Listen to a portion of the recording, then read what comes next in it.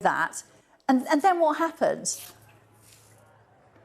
Yeah, so it was a crazy competition yesterday. It came down to the very last climber who was going to win. So when I came down from my climb, I knew I'd won the silver medal, and like you said, I was incredibly happy with that. And then to watch the Japanese climber when he fell off, and then to look at my coaches and get confirmation that I just won the gold, it's like, wow, I've just achieved my dream. I'm an Olympic champion, and that's when all the emotions rush in, and it was just an incredible moment, like the proudest moment of my life. How did you become so good at climbing? Was it that you were simply an overactive child and always climbing out of everything and into everything, and your parents went, we must do something with this child? How did it all happen? I've always just had a passion for climbing, whether it's climbing trees, just climbing over barriers, climbing anything. And then when I found it as a sport in an after-school club when I was just 7 years old, I was instantly hooked, and my parents were so incredibly supportive. Climbing is, even when I started when I was 7 years old, it was such a small sport, and to see the growth it's getting in the last years in Tokyo and now in Paris, it's just incredible, and to be a part of that growth has been incredible as well. Climbing is just such an amazing sport, and I'm so proud to be a part of it. She has that silver medal. Kat, you've done it. You've done it. You've got the Olympic medal. What does it feel like this morning?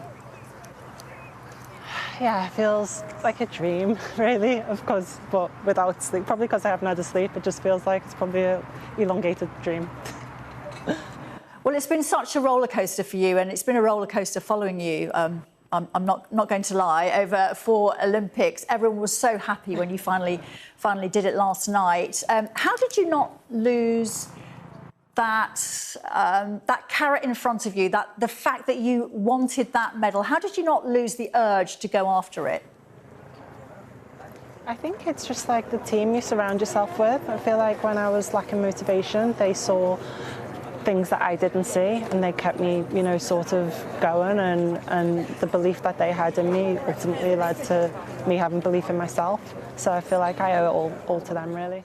We put a lot of pressure on ourselves. We really wanted to win, and I think we were capable of it, actually. A slightly different race, a slightly different day, we could have won. But I also, at the same time, the Madison is like the most chaotic event, and we've had races as world champions where we haven't even finished because there's been crashes. I had quite a serious concussion in January from a Madison race. And we weren't able to finish the European Championship. So actually, I think all things considered, there's a little bit of disappointment. We did put that pressure on ourselves to win gold, but coming away with a medal of any colour is still a huge achievement. And there are so many teams, super quick, super talented, really technically good, who didn't come away with a medal of any colour. So yeah, a little bit bittersweet, but mostly really happy, really relieved, and quite thrilled about it. Well, you got bronze earlier in the week as well, so it's been an amazing week for you. That was in the team pursuit. To do it in front of your baby, Nico, kind of adds a different dimension to your sport for you. What was that like? Oh, it was really special. Yeah, really special. I'm so glad that I got to get them, pick them out of the crowd and go and get a cuddle at the end. It's so special to celebrate, but also this is the longest amount of time that I've spent apart from him. It'd been just over 2 weeks since we'd seen each other.